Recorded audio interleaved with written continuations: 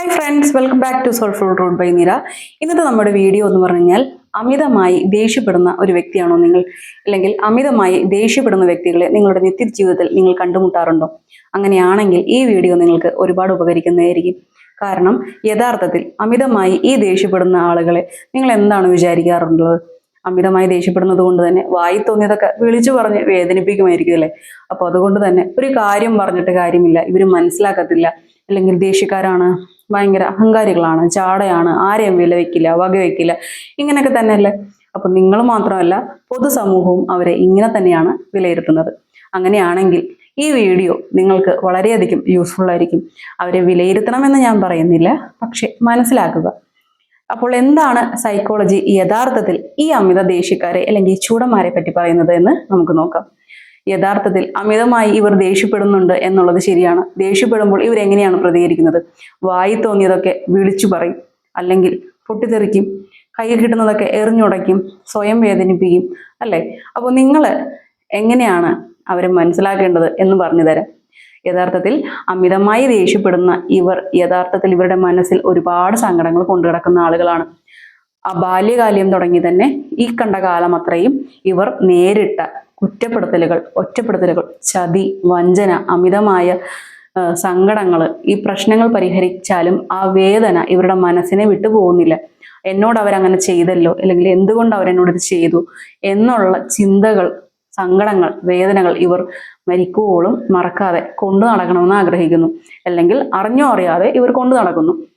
അതുകൊണ്ട് തന്നെ ഈ സങ്കടങ്ങൾ പുറത്തേക്ക് വരാതിരിക്കാനായി ഇവർ കാണിക്കുന്ന ഒരു മുഖംമൂടി മാത്രമാണ് ഈ അമിത ദേഷ്യം. അപ്പൊ എന്തുകൊണ്ടാണ് ഇവരിങ്ങനെ ഈ സങ്കടം മനസ്സിൽ വെച്ചിട്ട് പുറമേ ദേഷ്യം കാണിക്കുന്നത് എന്നറിയുമോ? ഇത്തിരി അടുത്ത് സംസാരിച്ചു കഴിഞ്ഞാൽ അറിയാതെ തന്നെ മനസ്സിലുള്ള കാര്യങ്ങൾ പറഞ്ഞു പോയാലോ? അങ്ങനെ പറയേണ്ടി വന്നാൽ നാളെ എന്നെക്കുറിച്ച് ഇവരെന്ത് വിചാരിക്കും? ഈ പറഞ്ഞ കാര്യങ്ങൾ ഇവർ ഇനി ആരോടെങ്കിലും പറയുമോ? ഇല്ലെങ്കിൽ ഈ പറഞ്ഞ കാര്യങ്ങൾ കേട്ട് എന്നെ ഇവർ ജഡ്ജ് ചെയ്യുമോ? അല്ലെങ്കിൽ പറഞ്ഞ കാര്യങ്ങൾ മറ്റുള്ളവരോട് പറഞ്ഞ് ചൂഷണം ചെയ്യുമോ?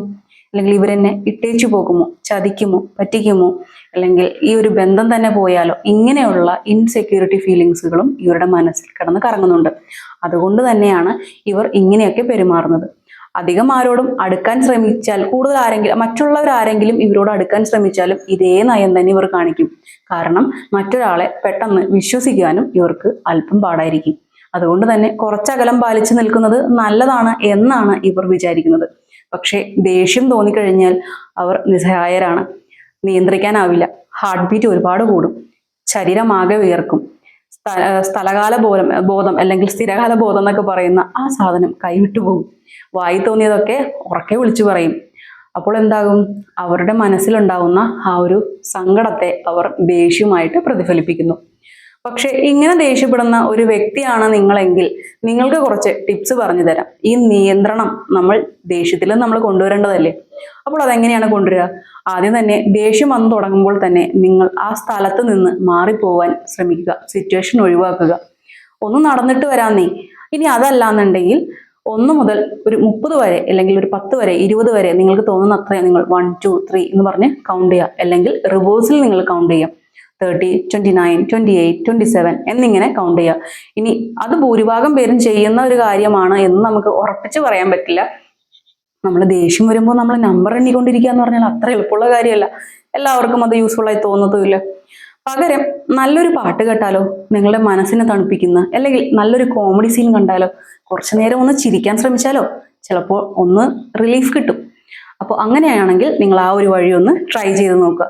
ഇനി അതുമല്ലെങ്കിൽ ഒന്ന് കുളിച്ചിട്ട് വന്നാലോ, തണുത്ത വെള്ളത്തിലോ അല്ലെങ്കിൽ ചൂടുവെള്ളത്തിലോ, നിങ്ങൾക്ക് കുളിക്കാൻ ഏതാണ് ഇഷ്ടം, അങ്ങനെയാണെങ്കിൽ ഒന്ന് കുളിക്കുക.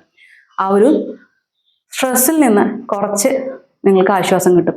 ഇനി ഇതൊക്കെ ചെയ്തിട്ടും നിങ്ങൾക്ക് പറ്റുന്നില്ല എന്നുണ്ടെങ്കിൽ ഇഷ്ടമുള്ള ഒരു ഫുഡ് കഴിക്കാം. ഐസ്ക്രീം, ചോക്ലേറ്റ്, സ്വീറ്റ്സ്, അല്ലെങ്കിൽ നിങ്ങൾക്ക് ഇഷ്ടപ്പെട്ട എന്ത് ഫുഡ് വേണമെങ്കിലും നിങ്ങൾക്ക് കഴിക്കാം. അല്ലെങ്കിൽ ഒരു ഡ്രൈവിന് പോകാം, എന്ത് വേണമെങ്കിലും ചെയ്യാം.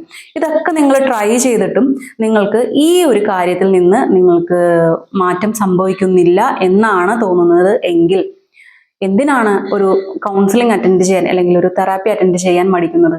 മറ്റുള്ളവർ നിങ്ങളെ എന്ത് വേണമെങ്കിലും പറഞ്ഞൂടെ, നിങ്ങൾക്കൊരു തെറാപ്പി എടുത്തൂടെ? എൻ്റെ മുന്നിൽ ഒരു കൗൺസിലിങ്ങിന് വേണ്ടിയിട്ട് ഒരു ക്ലയൻറ്റ് വരുമ്പോൾ, അല്ലെങ്കിൽ ഒട്ടുമിക്ക ക്ലയൻറ്റുകളും വരുമ്പോൾ എന്നോട് പറയാറുണ്ട്, അമിതമായ ഈ ദേഷ്യം എനിക്ക് നിയന്ത്രിക്കാൻ സാധിക്കുന്നില്ല, ഞാൻ എന്താ ചെയ്യേണ്ടതെന്ന്. ഞാൻ അവരോട് ചോദിക്കാറുണ്ട്, നിങ്ങൾ എന്താ കരയാത്തത്, നിങ്ങൾക്ക് കരഞ്ഞൂടെ എന്ന്. അപ്പോൾ അവർ പറയും, ഇല്ല എനിക്ക് കരച്ചിൽ വരില്ല, കണ്ണീര് വരില്ല, കണ്ണുനീരില്ല എന്നൊക്കെ അവർ പറയാറുണ്ട്. ഞാൻ പറയും, ശരി, നിങ്ങൾ തുടർന്ന് പറയും, ഞാൻ കേൾക്കാം എന്ന് പറയാറുണ്ട്. തുടർന്ന് പറഞ്ഞ് അധികം വൈകാതെ തന്നെ അവരുടെ കണ്ണുകൾ നിറഞ്ഞ് ഒരു കൊച്ചുകുട്ടി കരയുന്ന പോലെ വിങ്ങി പൊട്ടി മുഖം പൊത്തി അവർ കരയുന്നത് കാണാം. അപ്പോൾ എനിക്ക് നിങ്ങളോട് പറയാനുള്ളത്, ആ കരയുന്ന വ്യക്തികൾക്ക് മനസ്സിലാകും യഥാർത്ഥത്തിൽ എനിക്ക് ദേഷ്യമല്ല, സങ്കടമാണ് എൻ്റെ പ്രശ്നമെന്ന്. പ്രിയപ്പെട്ട സുഹൃത്തുക്കളെ, യഥാർത്ഥത്തിൽ നിങ്ങളുടെ പ്രശ്നം അമിതമായ ദേഷ്യമല്ല, നിങ്ങളുടെ മനസ്സിൽ തളം കെട്ടിക്കിടക്കുന്ന സങ്കടങ്ങളാണ്. അപ്പോൾ അതുകൊണ്ട് തന്നെ ഇത്തരത്തിലുള്ള സങ്കടങ്ങൾ നമ്മൾ ഒരു തെറാപ്പിയിലൂടെ മാറ്റുന്നത് വളരെ നല്ലൊരു കാര്യമാണ്. മനസ്സിലായോ? അപ്പോൾ ഈ വീഡിയോ നിങ്ങൾക്ക് ഒരുപാട് യൂസ്ഫുൾ ആവും. അപ്പോൾ ഇനിയെങ്കിലും നിങ്ങളോ നിങ്ങൾക്കറിയുന്ന ആളുകളോ ഇതേപോലെ അമിതമായി പൊട്ടിത്തെറിക്കുകയാണെങ്കിൽ, അകാരണമായി ദേഷ്യപ്പെടുകയാണെങ്കിൽ അവരെ അകറ്റി നിർത്താതെ ചേർത്ത് പിടിക്കുക. അവരുടെ യഥാർത്ഥ പ്രശ്നം എന്താണെന്ന് കണ്ടെത്തി അവരോടൊപ്പം ഞങ്ങളുണ്ട്, അല്ലെങ്കിൽ ഞാനുണ്ട്, ഞാൻ നിനക്കുണ്ട് എന്നുള്ളൊരു വിശ്വാസം അവർക്ക് നൽകുക. നിത്യജീവിതത്തിൽ അവരുടെ ഈ ദേഷ്യം ഒരു പ്രശ്നമായി തോന്നുകയാണെങ്കിൽ ഒരു കൗൺസിലിംഗ് സെഷൻ അറ്റൻഡ് ചെയ്യാനായിട്ട് അവരെ പ്രേരിപ്പിക്കുക. പൂർണ്ണ മനസ്സോടുകൂടി അവരതിനെ പ്രേരിപ്പിച്ച് കൊണ്ടുപോയി ക്ലിയർ ആക്കി അവരുടെ ഒരു ഡെയിലി ലൈഫ് നല്ല രീതിയിലാക്കാൻ സഹായിക്കുക. ഓക്കെ, അപ്പോൾ ഈ വീഡിയോ നിങ്ങൾക്ക് ഇഷ്ടപ്പെട്ടു എന്നുണ്ടെങ്കിൽ ഷെയർ ചെയ്യുക, ലൈക്ക് ചെയ്യുക, കമൻറ്റ് ചെയ്യുക. അപ്പോൾ അടുത്ത നല്ലൊരു വീഡിയോ ആയിട്ട് വീണ്ടും വരാം. അതുവരേക്കും ബൈ.